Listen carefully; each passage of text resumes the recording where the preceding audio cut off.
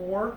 You have your Bible, I hope you have your Bible with you, or at least on your phone. Mark chapter number 4. Mark chapter number 4. We're going to look at the end of that chapter. In verses 35 through 41. As I said, in your bulletin there, you have it to follow along with you. Mark chapter number 4, in verse 35.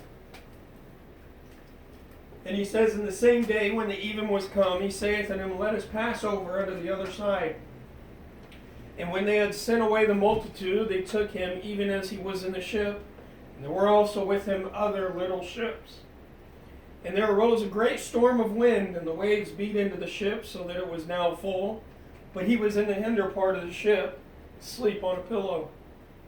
And they awake him, and say unto him, Master, carest thou not we perish? And he arose and rebuked the wind, and said unto the sea, Peace, be still. And the wind ceased, and there was a great calm. And he said unto them, Why are ye so fearful? How is it that ye have no faith? And they feared exceedingly, and said one to another, What manner of man is this, that even the winds and the sea obey him? Let's pray. Dear Heavenly Father, once again, you ask that you'd take this message and use it to encourage us. And Lord, be with everyone that's here. Lord, I pray that you would pull me out of the way. Lord, that you would shine through in this message. Lord, that you would have the preeminence of it all. Lord, we do thank you for your word. Thank you for loving us. In Jesus' name, amen. This passage reminds me of a story of the song of the Star-Spangled Banner. And if you know anything about the history of the Star-Spangled Banner, you'll understand kind of where I'm coming from. But the title of my message would be The Standard in the Storm. And the standard is something that you can look to, and we're going to get to that. But here, the disciples are in a boat. The Lord has just given them the parable, the mustard seed. He had just given them a parable on faith. And now they're going to have to enact some of that faith. They're in this boat with the Lord in the Sea of Galilee, and then all of a sudden the winds pick up, and that area is known for having immediate storms. And as I was reading this, and in my daily Bible reading the other day, it just really stuck out to me that there were other little ships there too. And that kind of hit on some of these, but I was thinking about the disciples are in this boat. They had just heard the Lord talk about faith, and he's in the boat with them, and then they're crying out for fear of their life. On a rainy September 13th, 1814, British warships sent a downpour of shells and rockets on a Fort McHenry in Baltimore Harbor, relentlessly pounding the American fort for about 25 hours. The bombardment, known as the Battle of Baltimore, came only weeks after the British had attacked D.C., burning the Capitol and the President's house. A week earlier, a man by the name of Francis Scott Key, a 35-year-old lawyer, had boarded the flagship of the British fleet there in the Chesapeake Bay in hopes of persuading the British to release a friend of his. He willingly went onto the ship to try to gain the release. He was successful in gaining the release of his friend, but because the British had already planned on attacking Fort McHenry, they would not allow Francis Scott Key and his friend to go back. They had to wait. And so they were in their own vessel, but they were surrounded by the British, and under scrutiny, Francis Scott Key, held captive by the British at the time, not captive, but prevented from going back. On September 13th, as the barrage of Fort McHenry began 8 miles away, there he sat watching the whole thing. He said it seemed as though Mother Earth had opened and was vomiting shot and shell in a sheet of fire and brimstone. But when darkness arrived, Key saw only red erupting in the night sky. Given the scale of the attack, he was certain the British would win. The hours passed slowly, but in the clearing smoke of the dawn's early light, as the morning broke on September 14th, he saw the giant American flag flying, not the British flag. He saw it flying over the fort, announcing an American victory.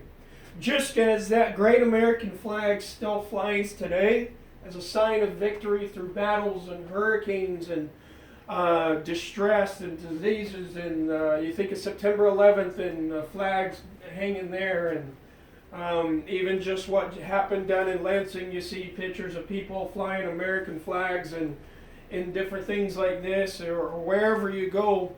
You can go all around this island. I'm looking at an American flag right now over there at Howell's place, and for anybody that's served in the military or has had somebody that they has served and is a patriot or loves the freedoms that we do enjoy, that flag means a little bit to us.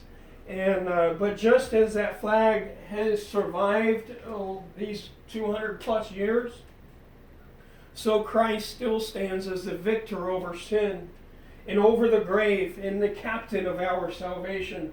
All the battles that you go through, and your own Fort McHenry that's being bombarded, your own life that's being bombarded with all these different things, whether it's this pandemic, or whether it's financial, whether it's health related, or whatever, our Lord is still standing there for us to see. Again, when the smoke clears, if we look good, if we look close enough, we can still see that standard flying.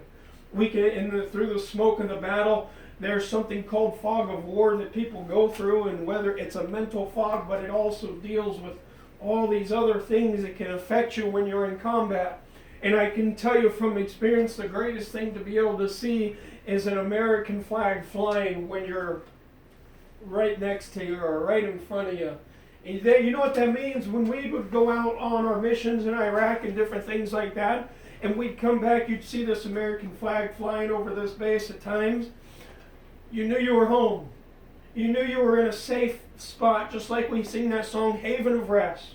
And as we sang this song of shelter in a time of storm, when we get our eyes fixed on Jesus Christ, we can remember, hey, we're home.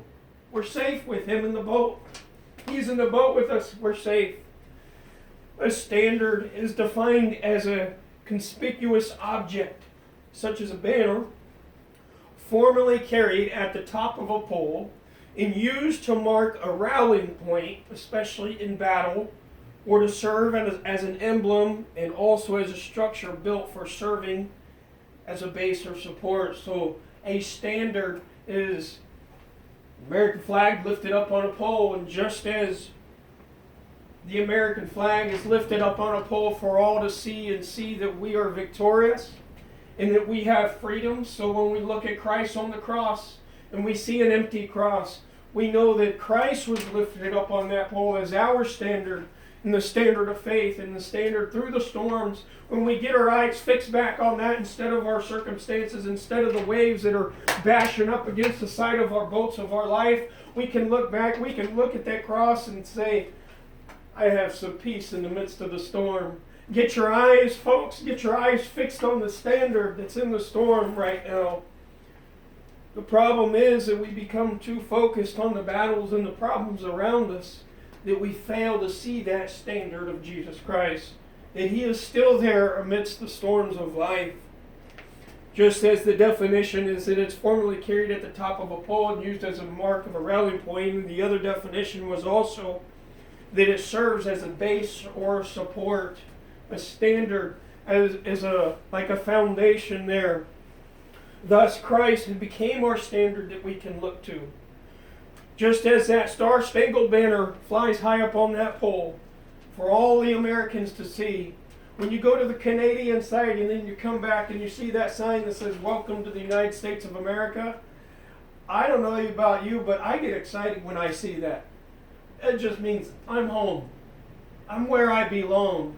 And you as a child of God, when you fail to see the standard and the welcome sign, and you fail to see that the Lord is there in those storms of life, you don't feel necessarily at home.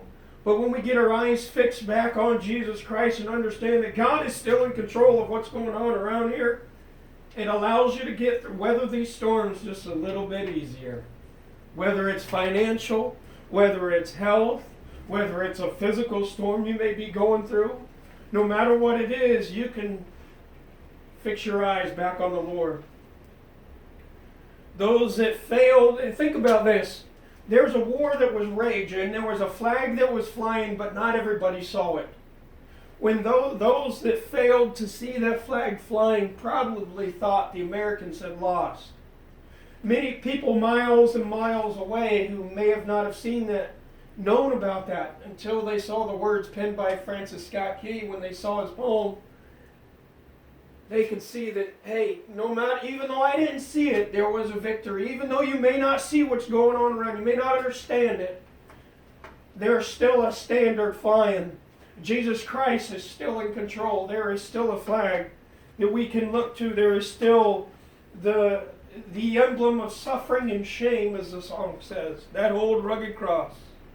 If we fail to look to that standard and place our faith on that, our faith is going to falter and our peace is going to be elusive to us. It's going to elude us like a fish does a lure sometimes. It's just going to, we're not going to have that peace. We can watch the news media and social media and anything else, and we can get bummed out and, oh no, woe is me, what's going on in the world? Yeah, the world's a wicked place, and yeah, there's some problems in it, but I'm here to tell you folks, there's still a standard standing strong, and that is Jesus Christ. I want you to look at, there's these circumstances that test our faith. Number one, circumstances that test our faith. Prior to this storm, the Lord had just given the parable of the mustard seed. And he had been around many around him looking to be healed and just hear from him. During this time, the Lord wanted to get his disciples and go away from the crowds, perhaps for a little bit of time of relaxation and rest from the multitudes. But the Lord was not worried. Obviously, you look at the passage, he's on a pillow, asleep in the boat. Those closest to him began to fear, perhaps because they forgot who was in the boat with him. They had seen all that he had done, and you look at verse 41, it says, what manner of man is this that even the wind and the sea obey him? They had forgotten to see all the other things that he had done. Don't let the despair of the circumstances around you let you forget that God is in the boat with you, folks. Don't focus so much on the negativity that you fail to see the provider. You fail to see the one that's there with you. Faith that is not tested is no faith at all. Faith is an action. Where faith is required, there has to be an action. Just like with building this building or whatever you do. You say, I have faith that God's going to build that building. Okay, what's my part in that action? Or what's my part in this? Or what's my part in that? But faith is active. Faith is always doing something. Faith is not dormant. You can't, a lot of us as modern day Christians, we want to sit back on our couch, turn on the TV and say, Lord, increase my faith, and then sit there and wait for it to, it's like we're waiting for the Lord to give us a Monster energy drink or a Red Bull and say, okay, here's your glass of faith, now you're much stronger. No, your circumstances that you go through, the problems that you face, those are what increase your faith. The little problems that you go through, whether they're financial or not, it's God saying, hey, why don't you trust me? Why don't you depend on me a little bit? Remember, Abraham, he had to step out on faith to see the blessings of God and to inherit the land. David fought in faith. He was facing a giant, and no matter what you're going to fight, people are going to find a problem with it. And David went to go fight a giant, went to go do something good, and his brothers got upset at him. Hey, just keep serving God no matter what somebody says about what you're doing. Serve God, go in faith. David would have never conquered that giant, and he would have never had the faith to conquer that giant if he had not had the faith for the Lord to take care of him with the lion and with the lamb, or with the lion and the bear. Daniel, he prayed in faith. He knew what was coming, but he still acted in faith because he knew that his God would deliver him. Moses, he traveled in faith. Went through that wilderness with those children of Israel for 40 years. He wandered through that wilderness with them and only had to rely on God. His own family turned on him at times. And Paul suffered for faith, in faith. As he says in 2 Corinthians chapter 12, my grace is sufficient for thee. Most gladly, therefore, will I glory in my infirmities, that the power of Christ may rest upon me. You can't truly understand the blessings of God, and you really aren't able to really see God working in your life where there is no faith. Christians wonder why they're not seeing God work in their life. Well, maybe He wants you to take a little bit of faith and do something. Whether it's get a gospel tract out, whether it's whatever it is. I can talk about giving, but I don't. But it's all these things. There's a step of faith. You say, I place my faith in God. You have? How? Faith is an action. It requires you to do something. All these men, Abraham, David, Daniel, Moses, and Paul, they had something going against them. Yet by faith, they looked to the standard. They looked to God and said, God, I take you at your word, and I'm going to go forward.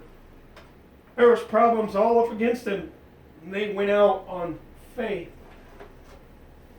The end result of taking the step of faith is seeing the blessings of God. And I know all of you should probably have some experience where you understand that. Coming out here was a step of faith. But I've been able to see the blessings of God. I'm looking at them. I'm looking at the blessings of God in my life because I took a step of faith. And God has provided all along the way, because I told God, I said, God, if you want me out there, if you want us to go out there, you've got to do some miraculous things. And guess what He's done? He's done it. And you know what? Each time you take a little bit of step of faith, you're able to take a bigger one the next time, and a bigger one the next time. And yeah, you may take 3 steps forward and 1 step back. But then you'll have to take another faith, and you can look back and you can look at what God's done in your life in the past. And you can say, okay, God, you brought me through that problem.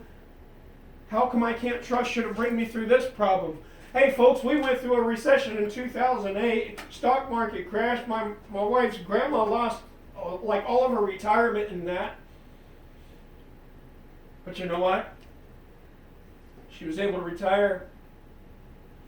You've gone through other problems. You've gone through through these difficult problems in the past.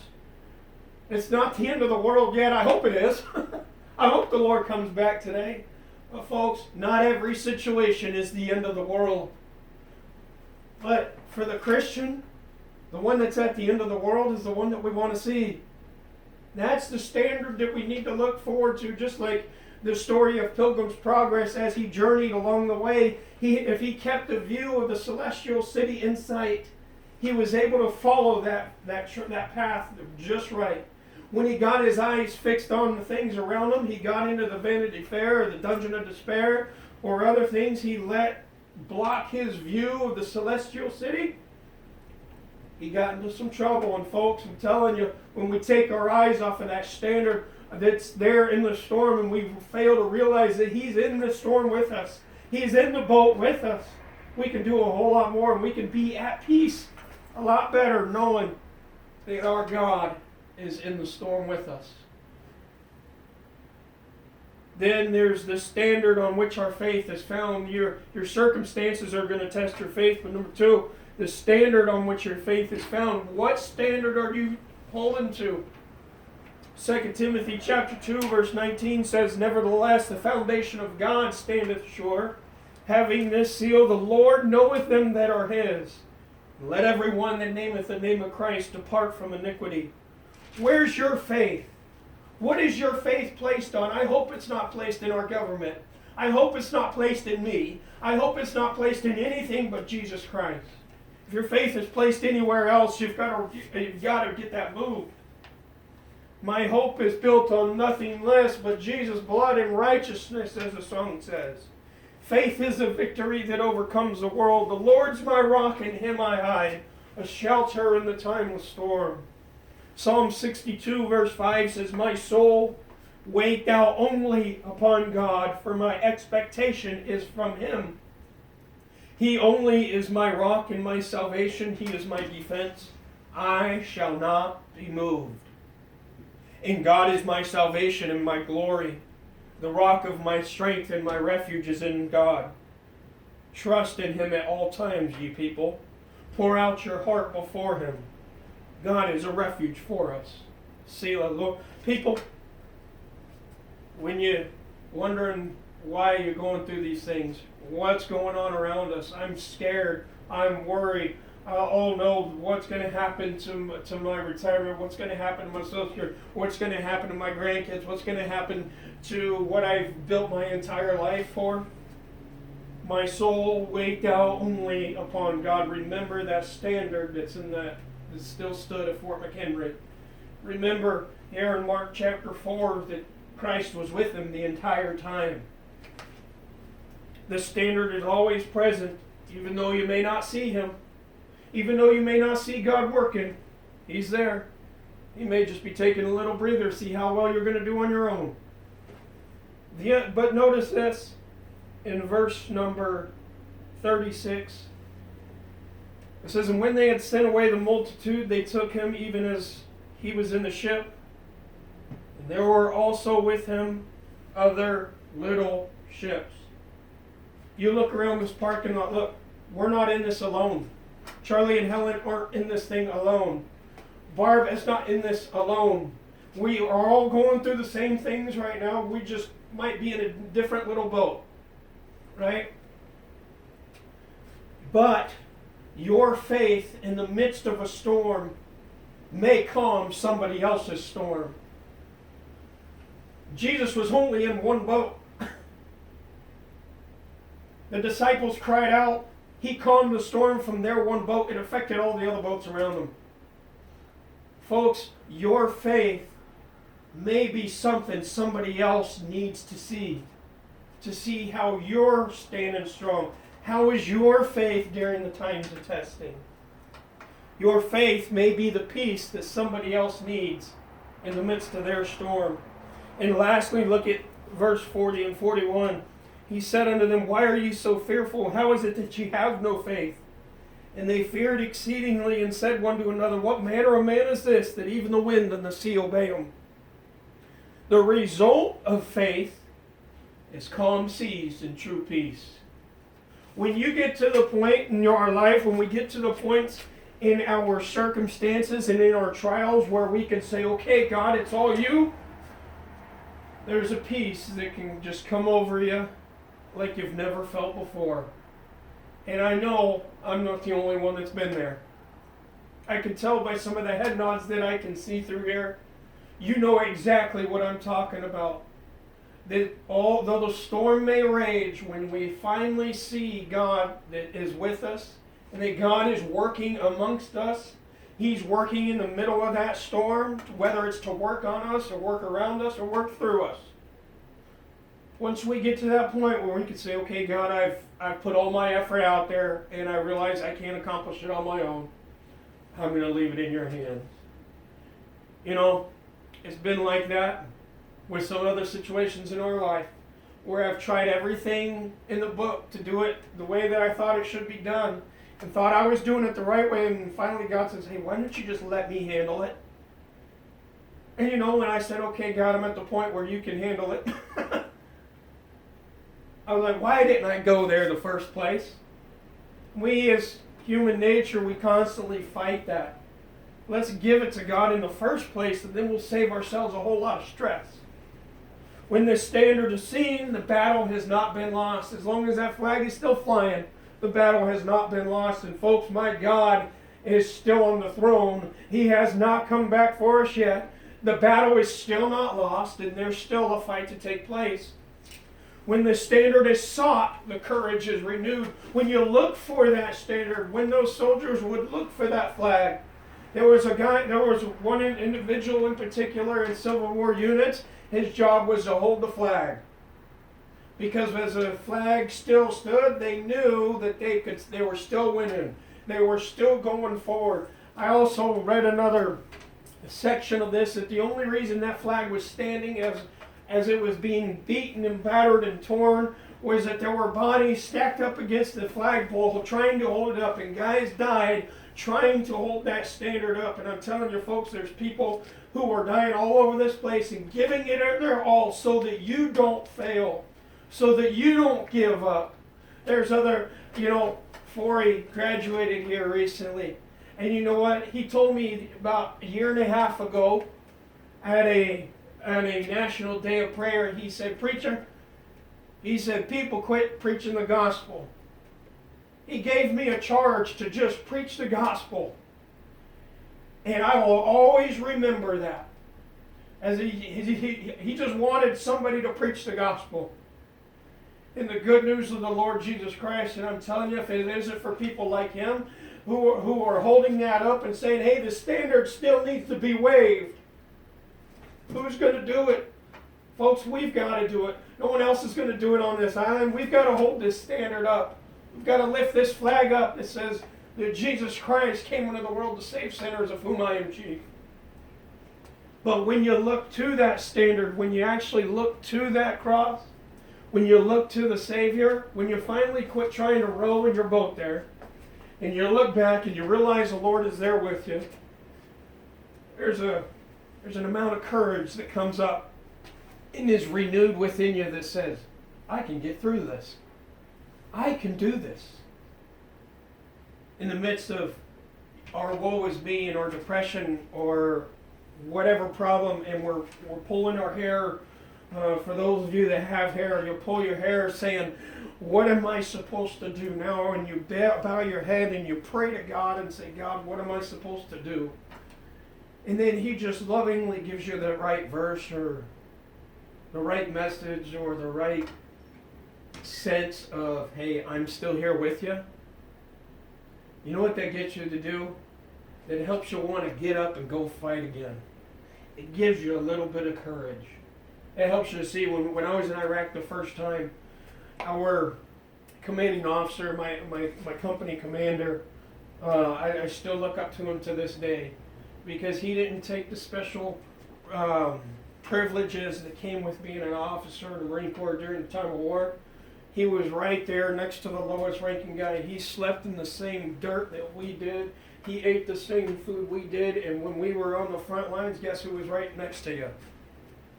The same guy who had every excuse in the world not to be there. He was there right next to you. And when you can look over there and you see that your great commander is still fighting with you, that just, like, he's doing it, I'm doing it. And you know what, folks?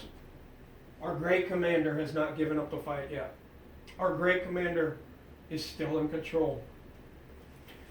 You think about this, after having witnessed the calming of the seas, their view of Christ was, who is this guy?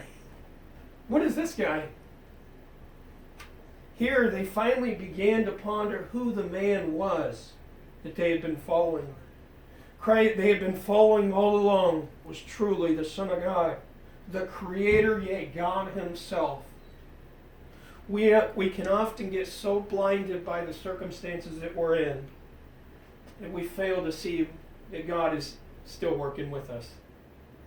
In Mark's Gospel here, we're only in chapter 4 of this, but prior to this point, the disciples with him had seen the power over health that Christ had. They had seen him heal Peter's mother-in-law there in chapter number 1, in the healing of the leper. They had seen his power over casting out the demons of an unclean man. They said there was a man of an unclean spirit. In chapter number 1, they saw that Christ had power over that. They had seen him pronounce forgiveness of sins on the man that was let down through the roof. In chapter 2, and again in chapter number 3, there's a man that he healed, a man's weathered hand. But here, in chapter 4, they see the Creator at work. They had seen the healing. Yeah, doctors can heal. Maybe that was just a circumstance. Well, maybe that the change in attitude of that guy, maybe that was just a psychologist doing this. Here, he showed that he commanded the literal water and that he was the Creator. For the first time, they've been able to see that he did something no doctor or psychologist could do. Here they see the Creator in action. And in chapter 5, you see in verse number 1, it says, and they came over under the other side of the sea. Hey, there was a storm. Christ was in the midst of the storm. They got in the middle of that storm. God calmed it down. They made it to the other side. Hey, folks, you're going to make it through this. You're going to make it through what you're going through. Just trust God. Give us some time. Pray about it. It's not the end of the world. Here he says, they came over onto the other side and into the country of the Gadarenes. Just a few minutes later, after after the calming of the storm, the disciples had been through this. They're like, oh no, great. We're finally through that. Now they enter the country of the Gadarenes, and there comes a wild man out to meet them. And they're like, oh great, come on now, this again, come on.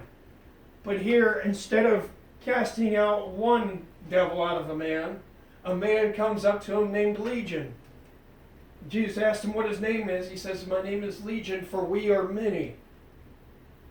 In chapter 5, they see him heal a demon-possessed man named Legion, indicating that there were over 5,000 devils residing inside of this man. This man was possessed. We understand the story. He got healed. He was cutting himself in chains, and the devils were cast out into the pigs, and they ran out in the ocean. And in verse number 15 of Mark chapter 5, and they came to Jesus and see him that was possessed with the devil, and had the legion sitting and clothed and in his right mind, and they were afraid. And you understand, why would the disciples be afraid? I don't think this is not necessarily in reference to the disciples, but the other people around him. The disciples had just seen Jesus conquer the storm, and now they get to experience him conquer the unseen storm, this principality of powers. Folks, in closing, remember this. The power of God is not limited to just your health or your mental state, but also your physical surroundings and the storms that enter your life. What do I mean by physical surroundings? Let me tell you a little bit of story about a house that I'm trying to get. And you know what? Every time I've been like, God, I don't know what you're doing, he's come through in one way or another. Whether it's through other people, whether it's through circumstances, whether it's through turning other things down to where I had to go other directions. But I had to get to the point where I said, God, I've given up. It's all got to be you. And he has.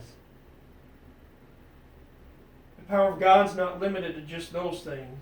The power of God is boundless. If you remember that God, the Creator, he's in that boat with you. He's in that storm. And that there's other little ships around that are watching. Hey, that ship, wait, why is that guy standing up and yelling at the winds and the waves? Whoa, we're all pretty calm now. Your faith may be the cause that somebody else can have some peace in their life. Remember this in 1 John chapter 5 and verse number 4, it says, for whatsoever is born of God overcometh the world. And this is the victory that overcometh the world.